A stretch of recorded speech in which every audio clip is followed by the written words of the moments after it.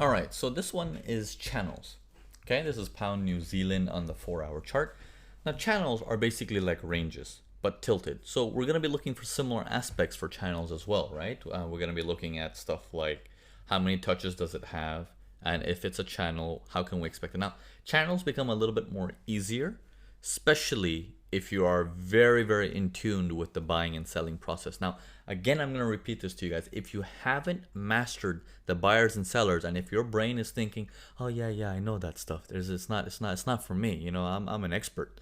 No, go back, watch it again and again and again and again, because that little basic thing can make a very, very big difference in how you trade. Very big difference. Okay, so in this prospect, now when we see channels have one thing that's very unique.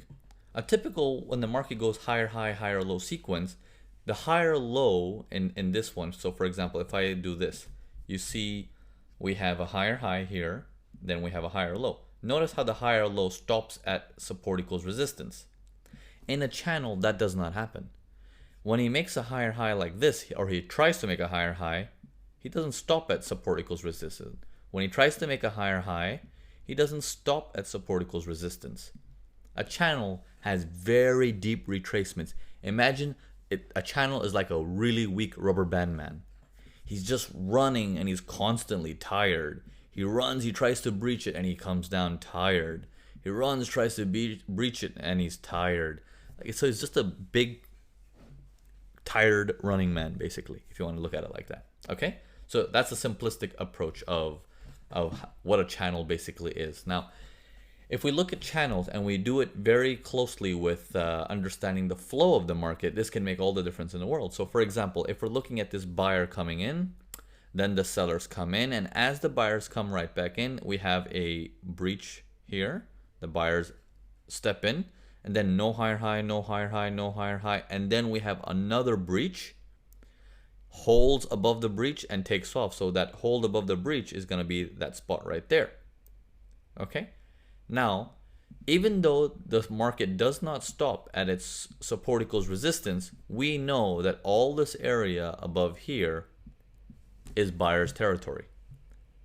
And that helps you with the channel. Now, when you see stuff like this where he's barely made a higher high, he's coming down quite low into support equals resistance, and he's coming in deep. But we know he's still in buyer's territory, and you start to see a slowdown in the market.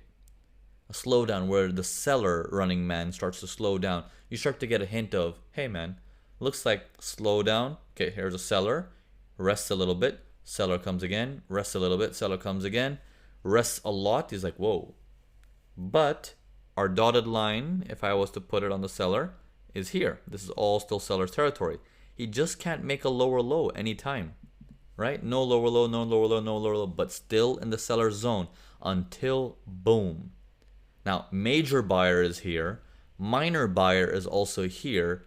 The seller attempts it one more time to make it as far as he can and fails. And your buy activates from there. Now you're looking at this like, okay, I activated my buy just based on the read. I'm just reading the story that there is a buy over here. So you take that buy, you make some money, you're happy with it, but then you start to realize this is happening again. This is happening again.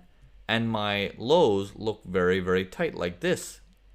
And the fact that the market is coming in very, very, very, very deep this time. He's again not stopping at my typical support equals resistance. He's coming in deep, but I know this is buyer zone.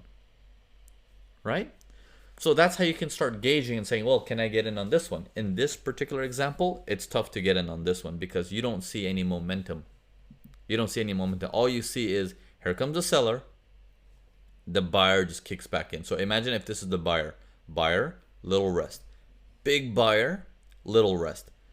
Smaller buyer, like so smaller run. And then he takes a very big rest. Now, very big rest. But he runs again. And no higher high. So, it looks like he's dead, but at the same time, he jumps right back in. So we never get to see, well, when is he actually dying out so we can flip the side. Okay? And then the market starts to make its move. He finally goes up and he dies a little bit higher. Okay? If I were to extend this out, he dies a bit higher. Okay, and then now you have 1 touch, 2 touch, 3 touch, 4 touch, 5 touch, and then incident. Okay, on the 6th touch. Channels can go on a bit too, just like ranges. Ranges can go on very long as well. So do channels. Okay, don't get caught up with little itty bitty channels like this. A little itty bitty channel like that. Don't get caught up into stuff like this. Yes, those are correct also. But if you can't read the momentum of it, there's no point. You want to read the momentum on the chart you're looking at. Okay? So if your question to me might at one point be like, but Naveen, what time frame is the best time frame to trade? And it's a very common question I get.